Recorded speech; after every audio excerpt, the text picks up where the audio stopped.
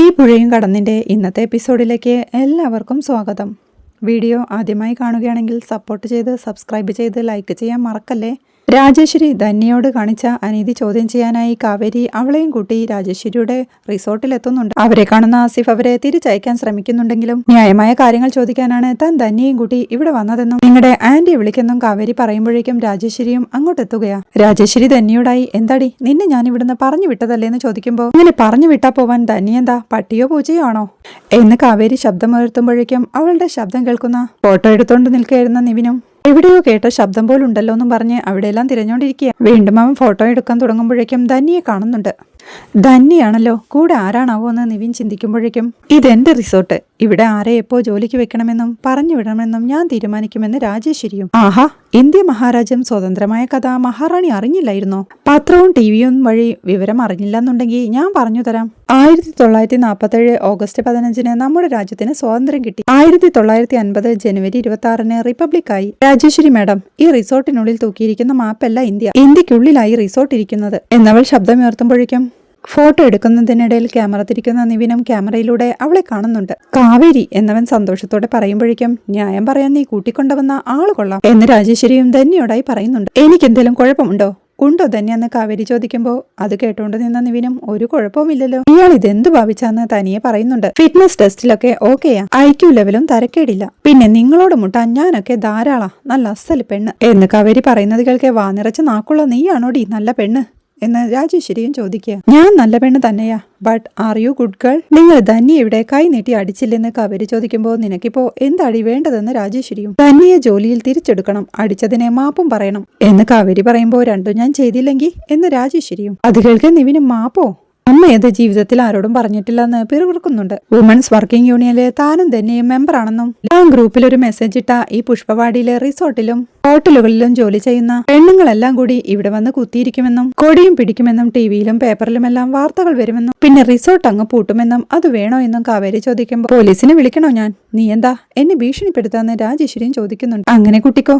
പോലീസിനെ വിളിച്ച അത് സൗകര്യമായിരുന്നു, സ്റ്റേഷൻ വരെ പോയി കംപ്ലൈന്റ് കൊടുക്കാനുള്ള സമയം ലാഭിക്കായിരുന്നു എന്ന് പറഞ്ഞ് ധന്യയോട് തിരിയാനായി പറഞ്ഞ് ഇതേ കണ്ടില്ലേ 4 വിരലും നല്ല കൃത്യമായി പതിഞ്ഞു കിടക്കുന്നത്. മാഡത്തിന്റെ ആധാർ കാർഡാ ധന്യയുടെ കവിളത്ത് കിടക്കുന്നത്. വിരലടയാളമൊക്കെ നല്ല കൃത്യമായി പതിഞ്ഞിട്ടുണ്ട്. അടിച്ചത് ആരാണെന്ന് അന്വേഷിച്ച് വേറെ എവിടെയും പോകണം. മാഡത്തിന്റെ തീരുമാനം എന്താന്ന് വെച്ചാൽ പെട്ടെന്ന് പറയണം, എനിക്ക് സമയമില്ല എന്ന് കാവേരി ചോദിക്കുമ്പോൾ ധന്യയെ ജോലിക്കെടുക്കുന്നതിൽ എനിക്ക് എതിർപ്പില്ല എന്ന് രാജേശ്വരിയും. That's it, be a good girl എന്ന് പറഞ്ഞ ധന്യയും കൂട്ടിക്കൊണ്ട് സ്കൂട്ടിയിൽ പോവാൻ തുടങ്ങുന്ന നേരമാണ് കാവേരിക്ക് അക്കാര്യം ഓർമ്മ വരുന്നത്. അയ്യോ, മാപ്പ് പറഞ്ഞില്ലല്ലോ എന്ന് കാവേരി ചോദിക്കുമ്പോൾ ധന്യയും സ്കൂട്ടിയിൽ നിന്നിറങ്ങി വേണ്ട കാവേരി, അതൊന്നും വേണ്ട എന്ന് പറയുമ്പോൾ പിന്നെയും അടിച്ച എന്ത് ചെയ്യുമെന്ന് കാവേരി ചോദിക്കുന്നുണ്ട്. അതൊന്നും ചെയ്യില്ല, നമുക്ക് പോവാമെന്ന് ധന്യ പറയുമ്പോൾ ശരി പോയേക്കാം എന്ന് പറഞ്ഞ് തിരിയുമ്പോഴാണ് തന്റെ പുറകിലേക്ക് കയറാൻ തുടങ്ങിയെന്ന ധന്യയോട് നീ എങ്ങോട്ടാ വരുന്നതെന്ന് കാവേരി ചോദിക്കുന്നത്. ജോലിക്കെടുത്തില്ലേ, പോയി ജോലി ചെയ്യുന്ന കാവേരി പറയുമ്പോഴേക്കും ധന്യയും റിസോർട്ടിലേക്ക് പോവുകയാണ്. അവിടെ നോക്കി നിൽക്കുന്ന രാജേശ്വരി മേഡത്തോടായി ഓർമ്മ വെച്ചോ മാഡം, ജോലിക്കാരൊന്നും അടിമകളല്ല എന്ന് പറഞ്ഞു പോകുമ്പോഴേക്കും നിനക്ക് വച്ചിട്ടുണ്ട് ഞാൻ എന്ന് ദേഷ്യത്തോടെ വിളിച്ചു പറഞ്ഞ്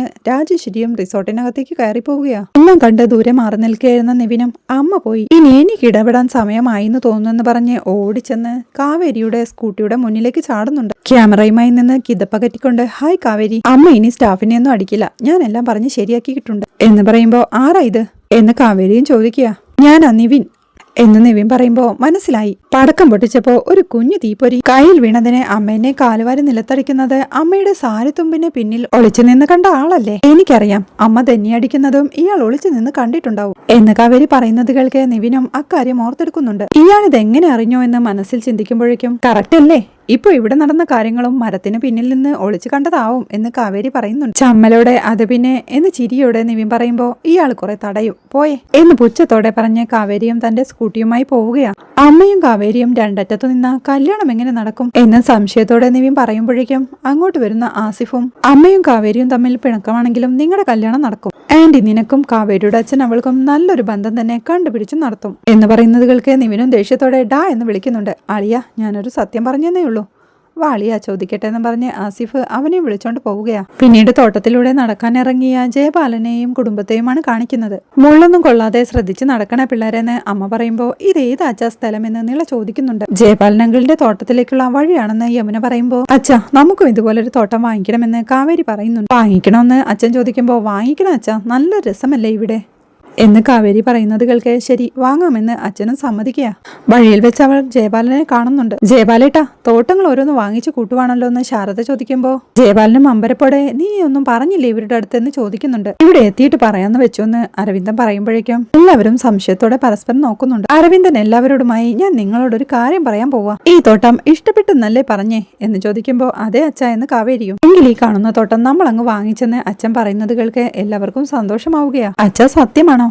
ഇതുപോലൊരു തോട്ടം വാങ്ങണമെന്ന് ഇപ്പൊ പറഞ്ഞല്ലേ ഉള്ളൂ, അപ്പോഴേക്കും അതങ്ങ് വാങ്ങിച്ചോ എന്ന് കാവേരി അമ്പരപ്പോടെ ചോദിക്കുമ്പോ വാങ്ങിച്ചെന്ന് അച്ഛനും ചിരിയോടെ പറയുക. അത് കേൾക്കെ എല്ലാവരും സന്തോഷത്തോടെ ആർത്ത് വിളിക്കുമ്പോഴേക്കും അരവിന്ദേട്ടാ ഇത് എത്രയുണ്ടെന്ന് ശാരദ ചോദിക്കുക. 5 ഏക്കർ ഉണ്ടെന്ന് അരവിന്ദൻ പറയുന്നത് കേൾക്കെ 5 ഏക്കറോ എന്ന് അമ്പരപ്പോടെ ശാരദയും ചോദിക്കുക. അരവിന്ദ നിങ്ങൾ എല്ലാരും കൂടി അടിച്ചു പൊളിക്കെന്ന് പറഞ്ഞ് ജയപാലം പോവാൻ തുടങ്ങുമ്പോഴേക്കും വീണ്ടും തിരിഞ്ഞു നിന്ന് ശാരദയോടായി ശാരദയുടെ അരവിന്ദേട്ടൻ തോട്ടം വാങ്ങാൻ പണം തന്നേ ഉള്ളൂ. ഈ മരുഭൂമി പോലെ കിടന്ന സ്ഥലമേ ഇങ്ങനെ പച്ചപ്പാക്കിയത് ഞാനാ കേട്ടോ എന്ന് പറയുമ്പോ അത് പിന്നെ പറയാനുണ്ടോ? എനിക്ക് വേണ്ടി താനല്ലാതെ പിന്നെ വേറെ ആരുണ്ടല്ലോ ഇതൊക്കെ ചെയ്യാൻ? അരവിന്ദൻ ചോദിക്കുമ്പോ ചുമ്മാ പറഞ്ഞെന്നേ ഉള്ളൂ. എന്നാ ശരി ഓക്കെ എന്ന് പറഞ്ഞ് ജയപാലനും അവിടുന്ന് പോവുകയാണ്.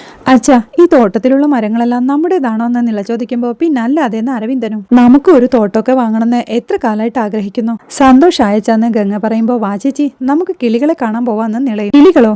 ഏത് കിളികളെന്ന് ഗംഗ ചോദിക്കുമ്പോ നമ്മുടെ കിളികൾ, നമ്മുടെ തോട്ടത്തിലെ കിളികൾ നമ്മുടേതല്ലേ എന്ന് ചോദിച്ചവൾ എല്ലാവരെയും വിളിച്ചോണ്ട് പോവുകയാ. സൂക്ഷിച്ചു പോണം കേട്ടോ, കൊച്ചിന് നോക്കിക്കോണെന്ന് ശാരദയും വിളിച്ചു പറയുന്നുണ്ട്. അപ്പോഴേക്കും അരവിന്ദേട്ടനും വാ ശാരദ എന്ന് പറഞ്ഞു വിളിക്കുന്നുണ്ട്. എവിടേക്കെന്ന് ശാരദ ചോദിക്കുമ്പോ 5 ഏക്കർ സ്ഥലമില്ലേ, നമുക്ക് പ്രേമിക്കാനും കുറച്ച് സ്ഥലം കാണില്ലേ ചോദിക്കുമ്പോ നാണത്തോടെ ഒന്ന് പോ അരവിന്ദേട്ടാന്ന് ശാരദ. അരവിന്ദനപ്പോഴേക്കും ശാരദയും വിളിച്ചുകൊണ്ട് ഒരു ചെറിയ വെള്ളച്ചാട്ടത്തിനരികിലേക്ക് ചെന്നിരിപ്പാ. ദൂരെയുള്ളൊരു മല ചൂണ്ടിക്കാണിച്ചുകൊണ്ട് ആ മല കണ്ടോ, ഇനി ഒരു 5 വർഷം കൂടി കഴിയുമ്പോ ആ മലയിൽ നമുക്കൊരു 5 ഏക്കർ വാങ്ങണം എന്ന് അരവിന്ദേട്ടൻ പറയുന്നത് കേൾക്കെ സത്യം എന്നോട് പറഞ്ഞില്ലല്ലോ ആ തോട്ടം വാങ്ങുന്നതെന്ന് ശാരദ ചോദിക്കുന്നുണ്ട്. ഈ തോട്ടം നിന്റെ പേരിലാ രജിസ്റ്റർ ചെയ്യാൻ പോകുന്നതെന്ന് അരവിന്ദേട്ടൻ പറയുമ്പോ അതെന്താ അരവിന്ദേട്ടന്റെ പേരിൽ രജിസ്റ്റർ ചെയ്താ അതിൽ പുല്ലൊന്നും കിളിക്കില്ലേ എന്ന് ശാരദയും ചോദിക്കുന്നുണ്ട്. അതല്ല 5 ഏക്കർ തോട്ടത്തിന്റെ മുതലാളിയാണെന്ന് നിനക്ക് പറയാലോന്ന് കരുതിയാ എന്ന് അരവിന്ദൻ പറയുമ്പോ ആഹാ അതിപ്പോ അരവിന്ദേട്ടന്റെ പേരിൽ രജിസ്റ്റർ ചെയ്താലും എനിക്ക് പറയാലോ ഞാനാ മുതലാളിന്ന്, അതിന് അവകാശം ചോദിച്ചോണ്ട് ആര് വരാനാ എന്ന് ശാരദയും ചോദിക്കുന്നുണ്ട്. ഇതിനിടയ്ക്ക് അത്രയ്ക്കും ചിന്തിച്ചു കൂട്ടി ആ മലയും കടന്ന് അപ്പുറത്തേക്ക് പോയോ? ഒറ്റ അടി തന്നാലുണ്ടല്ലോ ഈ തോട്ടം നിന്റെ പേരിൽ തന്നെ രജിസ്റ്റർ ചെയ്യണം എന്ന് അരവിന്ദനും പറയുന്നുണ്ട്. അരവിന്ദേട്ടാ തോട്ടത്തിന്റെ മുഴുവൻ പണവും കൊടുത്തായിരുന്നു എന്ന് ശാരദ ചോദിക്കുമ്പോ പിന്നെ കൊടുക്കാതെ ഇതിന്റെ ഉടമസ്ഥരിപ്പോ പുറത്തെവിടെയോ ആണ്. അടുത്ത ആഴ്ച ഗംഗയുടെ നിശ്ചയത്തിന്റെ തിരക്കല്ലേ, അത് കഴിയുമ്പോഴേക്കും അയാളും തിരിച്ചെത്തും. അപ്പൊ നമുക്ക് തോട്ടത്തിന്റെ രജിസ്ട്രേഷൻ നടത്താല്ലേന്ന് അരവിന്ദൻ ചോദിക്കുന്നുണ്ട്. ഈ തോട്ടത്തിന്റെ ഉടമസ്ഥൻ ആരാ ജയപാലേട്ടാന്ന് ശാരദ ചോദിക്കുമ്പോ ആർക്കറിയാം, എല്ലാം ജയപാലന്റെ ഏർപ്പാടാ, ആളുടെ പേര് പോലും എനിക്ക് അറിയില്ലെന്ന് അരവിന്ദൻ. അയ്യോ അരവിന്ദേട്ടാ കുട്ടികൾക്ക് വിശക്കൊന്നുണ്ടാവും, നമുക്ക് പോവാമെന്ന് ശാരദ പറയുമ്പോ ഓ ഒരല്പനേരം കൂടി ഇവിടെ ഇരുന്നിട്ട് പോവാന്നേ എന്ന് അരവിന്ദനും പറയുന്നുണ്ട്. അവിടെ അരുവിയിലൊരിടത്ത് പാറക്കെട്ടിലിരുന്ന് പേരക്ക കഴിച്ചോണ്ടിരിക്കുക കാവേരിയും കൂട്ടരും. അച്ഛനെ അമ്മയെയും കണ്ടില്ലല്ലോ ഇതുവരെ എന്ന് നില ചോദിക്കുമ്പോ അവിടെ ലവ് ട്രാക്ക് ഓടിക്കൊണ്ടിരിക്കുക, നല്ലൊരു ലൊക്കേഷൻ കിട്ടിയതല്ലേ എന്ന് ഗംഗ പറയുമ്പോ പ്രേമിച്ച് അവളുടെ തുഞ്ചത്തുനിന്ന് താഴോട്ട് വീഴാതിരുന്നാ മതി എന്ന് യമുനയും പറയുന്നു. അരുവിന്ന് കുറച്ച് വെള്ളമെടുത്ത് അവളുടെ മുഖത്തേക്ക് തളിച്ചോണ്ട് അപശകുനം പറയാതെ എന്ന് കാവേരിയും അവളെ വഴക്കു പറയാ. അപ്പോഴേക്കും അങ്ങോട്ട് ശാരദയും അരവിന്ദനും എത്തുന്നുണ്ട്. മക്കളെ നിങ്ങൾക്ക് വിശക്കുന്നില്ലേ എന്ന് ശാരദ ചോദിക്കുമ്പോ ദേ ഞങ്ങൾ തുടങ്ങി എന്ന് ഗംഗ പറയുന്നുണ്ട്. ഇതെവിടുന്നാന്ന് അച്ഛൻ ചോദിക്കുമ്പോ നമ്മുടെ സ്വന്തം തോട്ടത്തിലുണ്ടായതാ എന്നവർ പറയുമ്പോ ഇതൊക്കെ കഴുകിയിട്ട് തന്നെയാണ് കഴിക്കുന്നെന്ന് അമ്മയും ചോദിക്കുന്നു. ഇത്ര വെള്ളമുള്ളപ്പോ കഴുകാതെ കഴിക്കൂ എന്താ അമ്മയെന്ന് അവർ ചോദിക്കുമ്പോ കുഴപ്പമില്ല ശാരദേ, ജയപാലൻ നട്ടുനനച്ച് വളർത്തിയതല്ലേ, അയാൾ അതിൽ വിഷമൊന്നും ഇടൂലെന്ന് അരവിന്ദനും. അച്ഛാ ഇവിടുത്തെ ഈ ചെടികളൊക്കെ ജയപാലനങ്ങളിൽ വെച്ചതാണോ എന്ന് കാവേരി ചോദിക്കുമ്പോ അതങ്ങനെയാ, സ്നേഹത്തിന് കണക്ക് നോക്കില്ല. ഞാൻ ഈ തോട്ടം എന്തിനാ വാങ്ങിച്ചെന്ന് അറിയോ നിങ്ങൾക്ക്? കുറച്ചു നാള് കഴിയുമ്പോ ഞാൻ ഗൾഫിൽ നിന്ന് തിരിച്ചു വരും, പിന്നെ മടങ്ങി പോകുന്നില്ലെന്ന് അച്ഛൻ പറയുമ്പോ അത് എത്ര നാള് കഴിഞ്ഞ അച്ഛാന്ന് ഗംഗയും ചോദിക്കുന്നുണ്ട്. ഒരു 10 വർഷമെന്ന് അരവിന്ദൻ പറയുമ്പോ അയ്യോ അത്രയും പെട്ടെന്ന് വേണ്ടായിരുന്നു എന്ന് ശാരദയും ചിരിയോടെ പറയുന്നുണ്ട്. എന്നിട്ടേ ഈ തോട്ടത്തിന്റെ നടുവിൽ ഒരു വീട് വെക്കണം അച്ഛൻ പറയുന്നത് കേൾക്കെ ഹായ് നല്ല രസമായിരിക്കുമെന്ന് നിലയും. ജോലിയൊക്കെ അവസാനിപ്പിച്ച് ഞാൻ ഇവിടെ ആയിരിക്കും താമസിക്കുക, ആ വീടിനെ 6 ബെഡ്റൂമുകൾ ഉണ്ടായിരിക്കും. ആർക്കൊക്കെയാണെന്ന് അറിയോന്ന് അച്ഛൻ ചോദിക്കുമ്പോ അതറിയാം, 4 എണ്ണം ഞങ്ങൾക്ക് ഓരോരുത്തർക്കും, ഒരെണ്ണം അച്ഛനും അമ്മയ്ക്കും, ഒരെണ്ണം അച്ഛമ്മയ്ക്കെന്ന് കാവേരിയും. നിങ്ങളുടെ കുട്ടികളെയൊക്കെ നോക്കി ഞാനും ശാരദയും അവസാനം വരെ താമസിക്കുന്നത് ഇവിടെ ആയിരിക്കും. നിങ്ങളാരും വളരുന്നത് കാണാൻ എനിക്ക് സാധിച്ചു. ഇനി നിങ്ങളുടെ കുട്ടികൾ വളരുന്നത് കണ്ടെങ്കിലും ആ കടം തീർക്കണം. നമ്മുടെ എല്ലാം കളിയും ചിരിയും കുസൃതിയും കൊണ്ടെല്ലാം നിറഞ്ഞു നിൽക്കണം ആ വീട്. ലോകത്തിന്റെ ഏത് കോണിലായാലും നിങ്ങളെല്ലാവരും വർഷത്തിലൊരിക്കൽ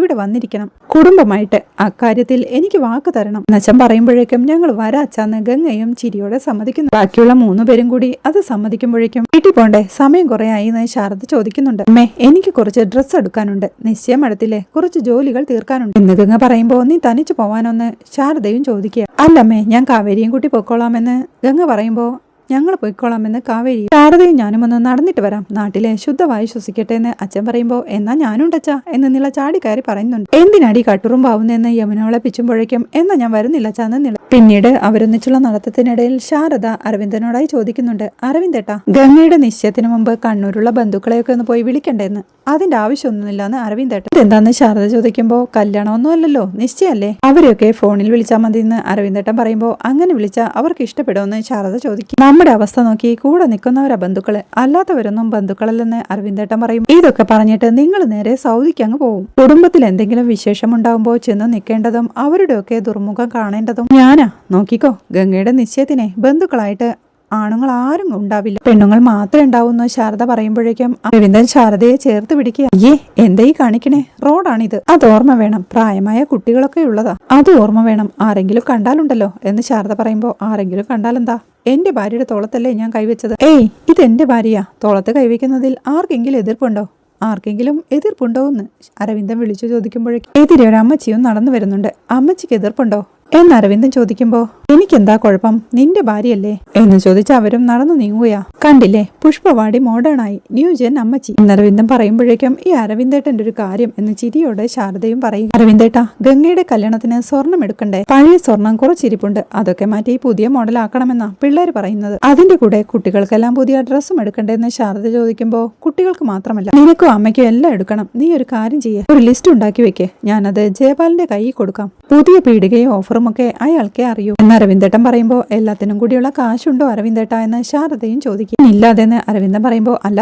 വലിയ തോട്ടമൊക്കെ വാങ്ങിയില്ലേ അതുകൊണ്ട് ചോദിച്ചതാന്ന് ശാരദ. ഇത്രയും കാലം ഗൾഫിൽ പോയി പണിയെടുത്തിട്ടേ ഒരു പെണ്ണിനെ കെട്ടിച്ചയക്കാൻ പറ്റില്ലെങ്കിൽ പിന്നെ എന്നെ കൊണ്ട് എന്ത് കാര്യം, ഗംഗയെ മാത്രമല്ല കാവേരി കൂടി കെട്ടിച്ചയക്കാനുള്ള പൈസ എന്റെ കയ്യിലുണ്ടെന്ന് അരവിന്ദേട്ടൻ പറയുമ്പോൾ ഇത്രയും കാശൊക്കെ ഏത് ബാങ്കിലാ കൊണ്ടിട്ടിരിക്കണേന്ന് ശാരദയും ചോദിക്കുക. ബാങ്കിനേക്കാൾ സുരക്ഷിതമായ സ്ഥലത്ത് എന്ന് അരവിന്ദൻ പറയുമ്പോൾ എനിക്ക് മനസ്സിലായി, ജയപാലട്ടന്റെ ബാങ്കിലല്ലേ എന്ന് ശാരദയും ചോദിക്കുന്നുണ്ട്.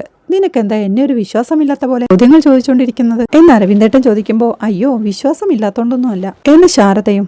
നിന്നെയും കുട്ടികളും ഒക്കെ അങ്ങനെ പെരുവഴിയിലാക്കൂടി ഞാൻ, നിന്നെയും കുട്ടികളെയുമൊക്കെ അങ്ങനെ പെരുവഴിയിലാക്കൂടി ഞാൻ, നിങ്ങൾ സന്തോഷമായിട്ടിരിക്കുക എന്ന് പറഞ്ഞ അരവിന്ദൻ വീണ്ടും ശാരദയുടെ തോളത്ത് കൈവയ്ക്കുമ്പോഴേക്കും കൈയെടുക്കുന്ന ശാരദയും പറയുകയാ. പേടിക്കണ്ട, അമ്മച്ചിയുടെ പെർമിഷൻ ഉണ്ടെന്ന് പറഞ്ഞ് അരവിന്ദനും ചിരിക്കുന്നുണ്ട്. പിന്നീട് ഡ്രസ്സെല്ലാം വാങ്ങിച്ച് നടന്നു വരുന്ന കാവേരിയെയും ഗംഗയുമാണ് കാണിക്കുന്നത്. കണ്ടില്ലേ, നൈറ്റ് ഡ്രസ് ഒറ്റ എണ്ണം നല്ലതില്ല, കോയമ്പത്തൂരാണെങ്കിൽ ഇതിലും നല്ലത് കിട്ടും, ചെന്നൈയിലാണെങ്കിൽ അടിപൊളി സെലക്ഷൻ ആണെന്ന് ഗംഗ പറയുമ്പോൾ പിന്നെ നൈറ്റ് ഡ്രസ് എടുക്കാൻ ചെന്നൈയിൽ വരെ പോകാൻ പറ്റും. അല്ല പറഞ്ഞ പോലെ ചേച്ചി ദുബായി പോവില്ലേ, അവിടുന്ന് എടുക്കാലോ എല്ലാമെന്ന് കാവേരി പറയുന്നു. ഞാൻ ദുബായിക്ക് പോകുന്നതേ വെട്ടുതുണിയും കൊണ്ട് നൈറ്റി കൂട്ടി തയ്ക്കാനാണെന്നാണോ നീ കരുതുന്നത്, ഒന്ന് പോടി, ഇവിടൊന്നും നല്ലതില്ലല്ലോ എന്നും പറഞ്ഞ് ഗംഗ തിരയുമ്പോഴാണ് ഗംഗ ടെലേസും ആ ചുമരിൽ വരച്ചു വെച്ചിരിക്കുന്ന അവളുടെ ഫോട്ടോയും കാണുന്നത്.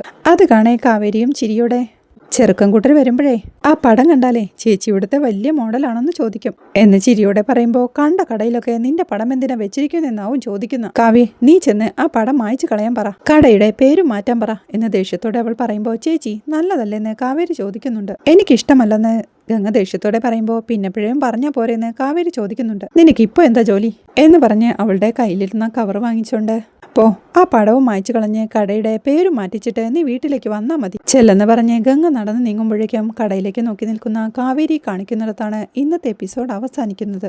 വീഡിയോ ഇഷ്ടമായാൽ സപ്പോർട്ട് ചെയ്ത് സബ്സ്ക്രൈബ് ചെയ്ത് ലൈക്ക് ചെയ്യാൻ മറക്കല്ലേ.